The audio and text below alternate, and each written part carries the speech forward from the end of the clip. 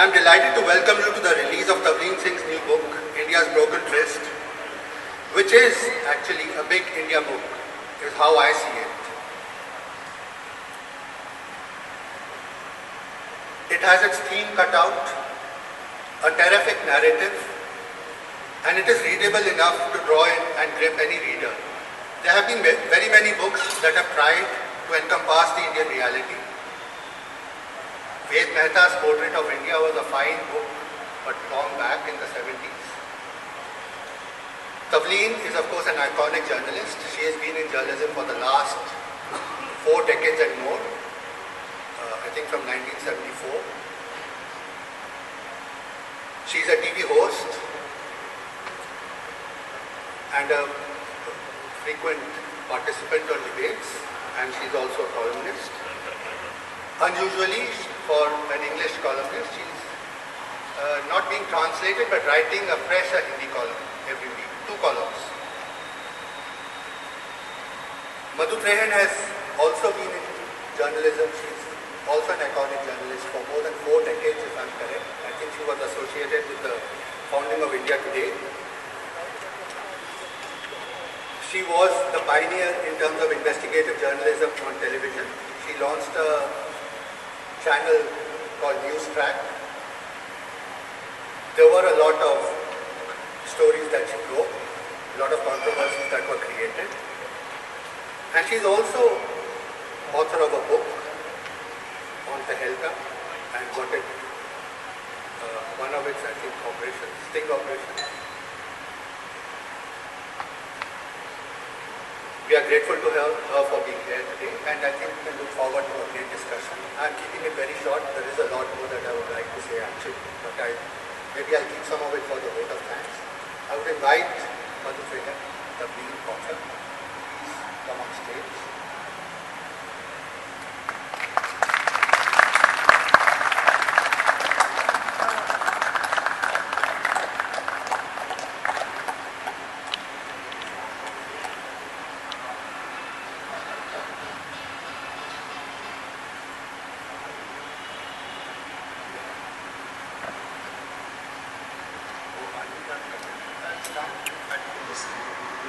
Is really, I think, a follow-on from Darbar.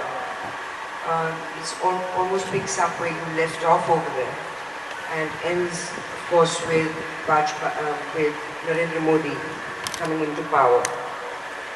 You wrote a lot in Darbar about the Gandhi family, Indira, Sonia and Rahul. In this too, you examined Sonia Gandhi's tenure as Congress President with Prime Minister Manmohan Singh. Do you think, do you believe that Sonia Gandhi, in the last 2 tenures that the Congress Party had, the UPA had, do you think that she just simply blindly followed Indira Gandhi's blueprint? No, I don't believe that, but for a start I want to begin by saying that what the book really is about, in my view, is it's an attempt to show that the Indian state has become the enemy of the people of India. And all the anecdotes in the book, all the stories, all the chapters, are to show how that happened. That whether it's a rich person or a poor person, you've got democracy in name, but because of governance remaining colonial, and because of this great Indian invention called hereditary democracy, you know, where every political party belongs to, is like a kind of an heirloom to be passed on to an heir. I believe that democracy has been very weakened, you know. And well, you've written about that it is far more dangerous than having a totalitarian state, than to have a democracy which actually pushes feudal ideas of feudal ways of functioning, and it is far more difficult to fight that because, in fact, as we have seen in the past, that there are policies in place, such as commissions, law in fact, legislation such as commissions of inquiry. As we know, they are put in basically to put something to bed and never be examined. You've written about how this has affected all kinds of people, politicians as well as journalists. And we were discussing before we started this, how the government goes after people who are not positive. Now, jumping, since you brought this up... But I'll answer your question about, I'm considered what they call a Sonia Bater. Right? And life, when you're making policies, it's true before she became Prime Minister de facto, I objected to a foreigner ruling India because I think that Indians already with colonial experience have a very small idea of themselves, and they tend to kowtow to white-skinned foreigners. My brother-in-law sitting with, except him. But anyway, no, seriously, they do. So I actually thought it would be a very bad idea for her to have, to be in politics, and I objected to that. Once she got elected, I criticized her policies.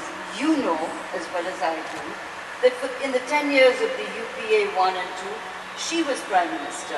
But the media never wrote about this. So all the criticism was of Manmohan Singh and, ministers, never heard.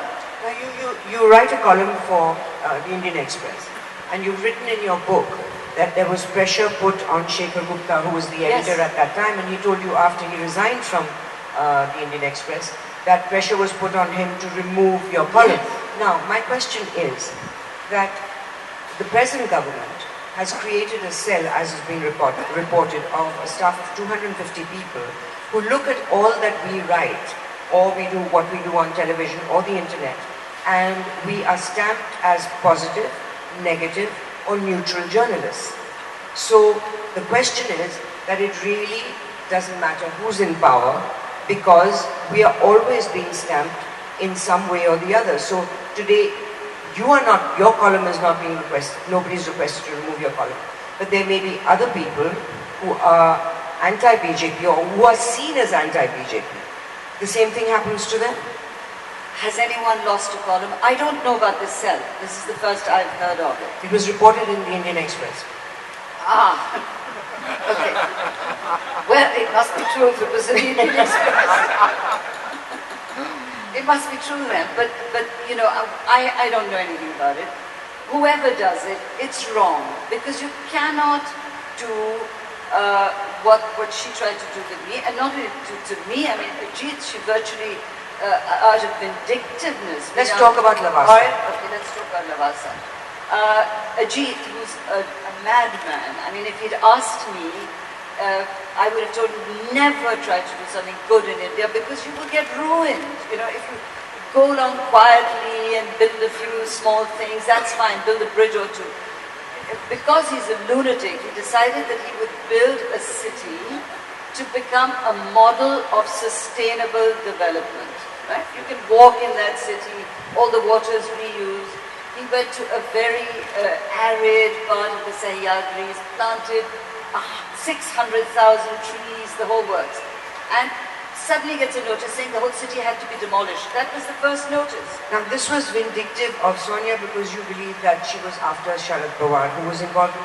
We don't know. Nobody knows why she did it.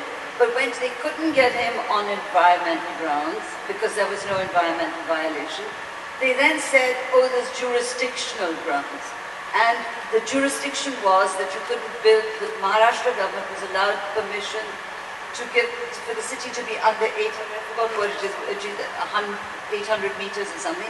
And the only thing that was above that was an arch that covers the road that led to the city, right? On that grounds alone, the project was closed for 2 years. Now, where is it at now? Well, you can ask him we can ask him afterwards. But he's got to refinance it. But when you close down a major project, and she did this, the reason why the economy tanked in the last 3 years of her rule was because it wasn't not the only thing she closed. In the case of Vedanta and Orissa, now, maybe she hates Naveen Patnaik, we don't know what she did that for. But the fact of the matter is that had Anil Agarwal been allowed to go ahead and start operating the Nanjigad refinery for bauxite, the price of aluminium in the world, aluminium is a very friendly, as you know, environmentally friendly material. The price of aluminium in the world would have gone down by half.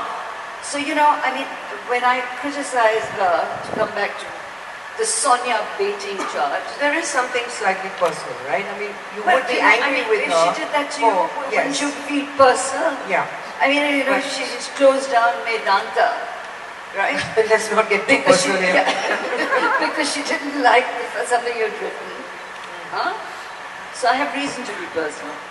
So when you write your column, you have been criticized for not giving full disclosure when you're criticizing her because of Lavasa having been Ajit Gulabchand being harassed because of that, maybe because of you, maybe because of Sharad Pawar. And it has been commented on that every time you write about Lavasa, you should give full disclosure. I've only written twice, ever. And the reason why I wrote was I was really hoping that other people would go there and write. I was hoping environmental journalists would go there and see what had been done for the environment. And when that didn't happen, and I felt really bad about what had been done, I've written 1 or 2 pieces, that's it. Now, your interview with Narendra Modi, the first one, when you went to interview him, it was cut short. He asked you to leave without a single question being asked. You didn't ask him, you didn't give him an opportunity to ask a single question. Because he was very upset with you for believing that he was responsible for 2002. He said one thing to you, I believe, that how could you have known me since I was a humble worker in the BJP. How could you believe that I was capable of such a thing? What was your response to him then? He shut the door. I didn't have a chance to respond. I was not inside when he said this. He was sitting at his desk like this, and he saw me. He'd actually given me an appointment. And before I could put one foot into that office, he said this thing, that how could you believe that I organized the riots? Surely you shouldn't have believed that. And before I could answer, he turned away, and That was the end of the that was the interview. end of that incident. Then, interestingly enough, when you wrote a column much later about him and how Lutyens Delhi is getting nervous about a prime minister who's coming not of their class, and that he was an outsider. And that's why Lutyens Delhi was nervous about this outsider coming in who did not come from the right background, or according to them, the right China. background. Then he called you for an interview. Or he called you to come and see him after you wrote that. Now, what troubles me about that is that what journalists are experiencing is that if you write positive stories or stories that they like, you have access.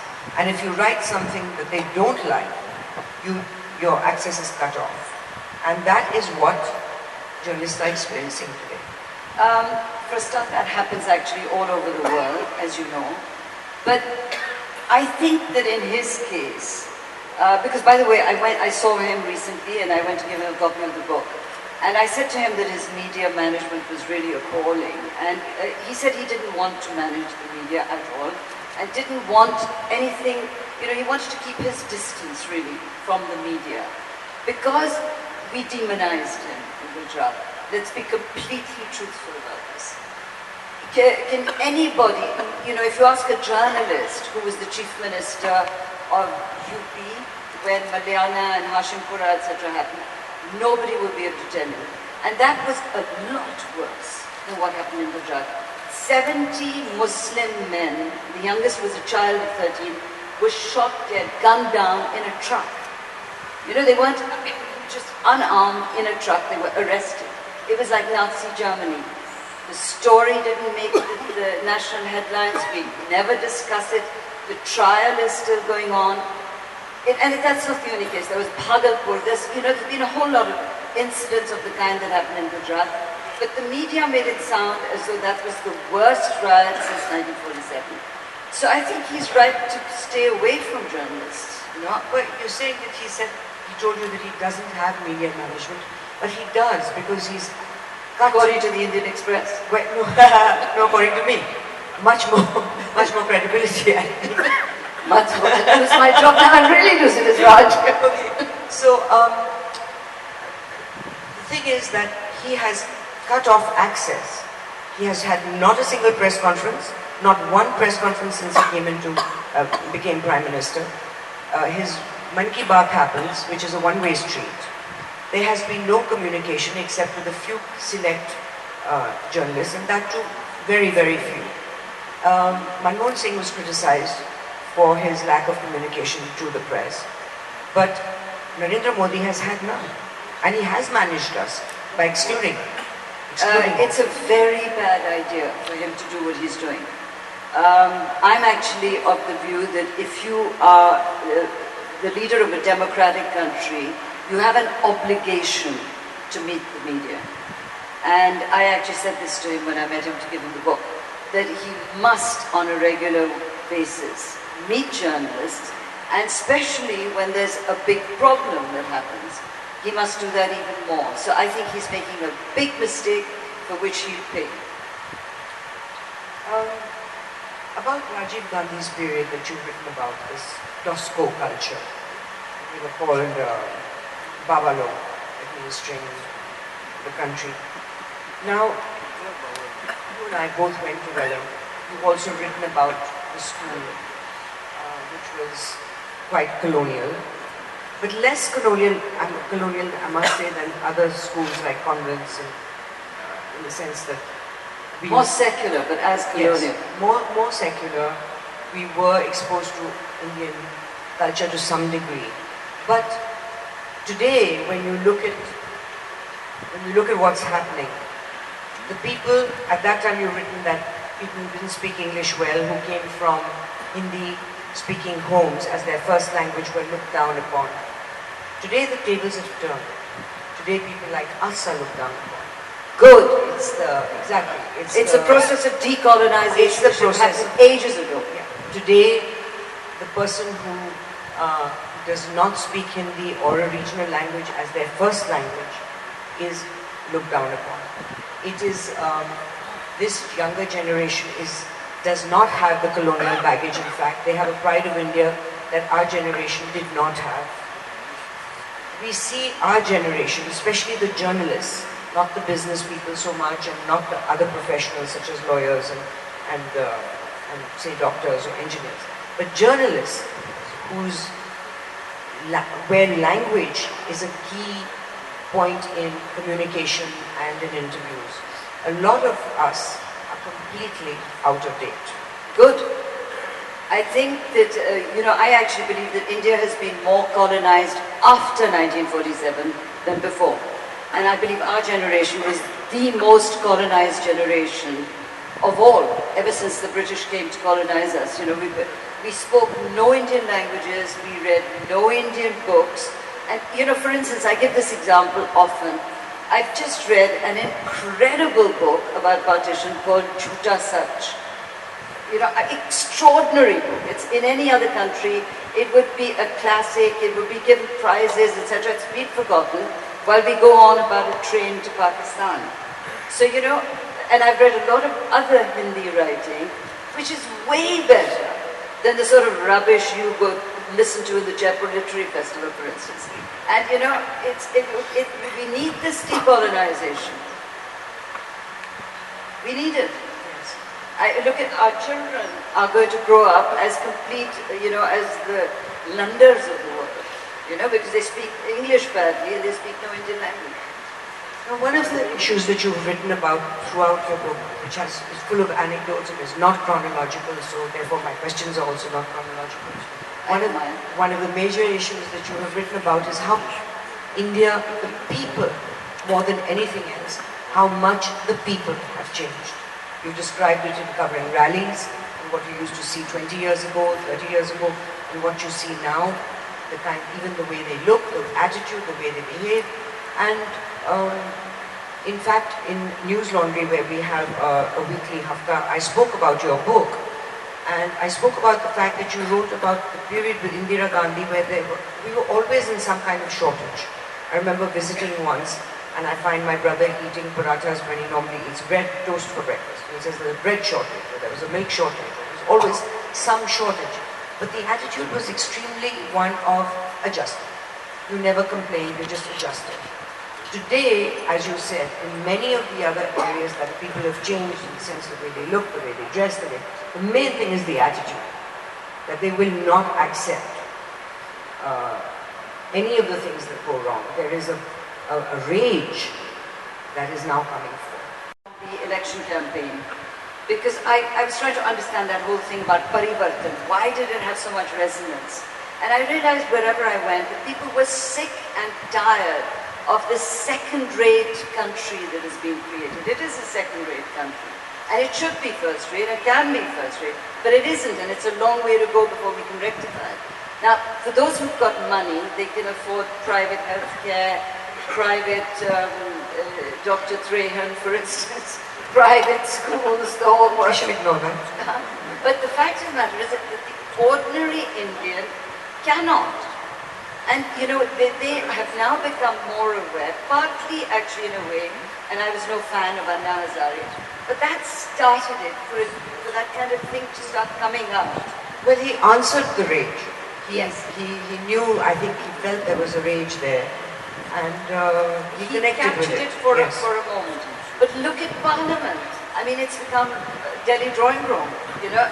It's somebody's son and someone's daughter, and you know, oh, my cousin wants to have, that's how it's working. And it's wrong, it shouldn't have, others, you know, bring the princes back. They build beautiful buildings, they have, you know. On December 16th, the people in Delhi were out on the streets, there was no leader. There was rage without a leader. Because, as you've written in your book, everywhere you went, people were fed up, exhausted, and You have a broken justice system, you have broken public services. one of the things I wanted to ask you, throughout your book, you lead almost, as many of us do, journalists, a schizophrenic life. That you're living in wealth and then you're constantly involved with people in the bastis, in all their personal problems. You're going back and forth between this, as well as, I'm not going to talk about your reporting in rural areas. But basically what you have been exposed to in living in Mumbai, where, as you tell the story of how you became friends with a lot of the people living in a basti nearby. That is the most despairing, and the most despairing part of your book is the way you ended it. You say there's no hope for this country. I didn't mean to end it that hopelessly, because I really hope that there is hope. And I hope many more people write about write books that explain this broken tryst, because you know, this whole tryst with destiny thing, it's beginning to sound like a joke into the you know, I mean, look at the story I tell of Surekha coming here to Delhi to meet Sonia Gandhi. This is a girl who has no money, lives on a footpath, because she'd heard from somewhere that Sonia was giving poor people houses. Now, how sad is that? That we have cities in which there isn't affordable houses, and in Lutyens, Delhi, you have MPs living like kings. You've written also about this almost as a cautionary note to Narendra Modi on the revivalist of Hindutva. What do you think about the revivalist nationalism that has become an issue in the last couple of months? Okay, I'm going to be careful when I answer this. I think the beef bans and all that. But then you're not allowed to be careful. You're a journalist. Okay, Spill it out. I can't stand the beef bans and I can't stand all this revival thing. But I do believe that Indian children should know about ancient India. And the way we grew up, I knew nothing. Nor did you, nor did probably anyone else. The only connection that some Hindus have with the past was through religion. You know, they read the Gita, right? So I think that a terrible mistake, because again, because of colonization, you know, we have a system set up by the British of mass education to make a nation of clerks. And you know, we've done very well with that. We have a nation of clerks. No, I was asking you more about Yes, so I think that you've and got... JNU and many people but you've forcing got- them to say, Well, that's all Mahatma rubbish. Gandhi, That should never that, happen. That's rubbish. That is so just... it took it took the media by storm, or the media grabbed it The as media an is issue. very happy to take it. Grabbed it as an Yeah. issue. And in the end, Arun Jaitley said that we won the ideological war by getting them to say Bharat Mata Ki Jai. That's all Now, nonsense. distractions, would you say BJP is caught up in distractions? I think that sections of the BJP, because I don't think that the RSS won the last election. I really believe that the election was won by Modi because of Parivartan and Vikas. But the RSS has now crept out of the, out of everywhere and is trying to utilize the fact that the first BJP Prime Minister with a full majority. But I do believe that the education system in India must be changed. It should have many more, we should have many, the license Raj in education should end completely. If I was Smriti Irani, I would end, and actually told her, I said, end the University Grants Commission. Let the state run its own universities and just open it up, have millions more schools. And so that there are two things. And that touches a sentence that you reported in your book when a bunch of businessmen went to Jawaharlal Nehru and said that your policies are such that we can't make any profit. And he said, I consider profit a dirty word. And because of the laws that exist, that every school has to be a trust, every education has to be a trust, educational institution has to be a trust, people are starting trusts and then stealing from them in order to keep the schools or educational institutions running. And honest people are therefore not opening schools because you either do it this way, taking money out in a backhanded way, or you just lose money. So it's a license Raj. It's a license Raj. So, and I don't think there's any, I don't know of any country in the world, maybe there is, but please inform me if there is, where children have to get admission into school by a lottery system. It's crazy. The word is frightening, that instead of insisting that kids go to school, we have put in place a lottery system for nursery schools. What do you think now, in all his speeches during his campaign, and even now in his campaign speeches recently, what would you suggest, as my last question, what would you suggest to Narendra Modi in order to actually implement all the policies that he has spoken of for the farmers, for education, and for business? For the farmers, and my brother's a farmer, he can answer this better, open up the markets, build the infrastructure, to build those roads and cold storages that will help them bring their produce to airports, to ports, etc.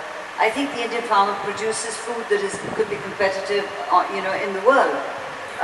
For schools, he must decontrol. He's got to actually close down, the controls that exist, and let anyone open it. Have a regulator, to say that if you don't have these things, then we won't recognize you as a school. But allow the schools to be built. Everything is a broken tryst, Madhu. In every area, there's a broken tryst. And we haven't acknowledged it. We just go on about the story of the moment. The media is also at fault. It's the last hysteric, the last sensational thing. But what really needs to be reported is how bad this country looks after 67 years. And I'm hoping that people, when they read this book, will see that I'm absolutely sincere when I say that it is a broken tryst and it must be fixed as soon as possible. Also, while reading your book, one of the things that I felt when I read it was that what is missing in your column is an opinion, but you have great reportage in it. And when a reader would be missing, they wouldn't know that you're doing all this, because you come back with an opinion. But all that is in your book is basic reportage, which it does not come out in your column. And I think you should start reporting again. I have 800 words. But I think that when you go into, say, Banaras, and I read your report on Banaras, I would have rather read it as a report than as your weekly column as an opinion. I would rather do it that way. I'm basically a reporter.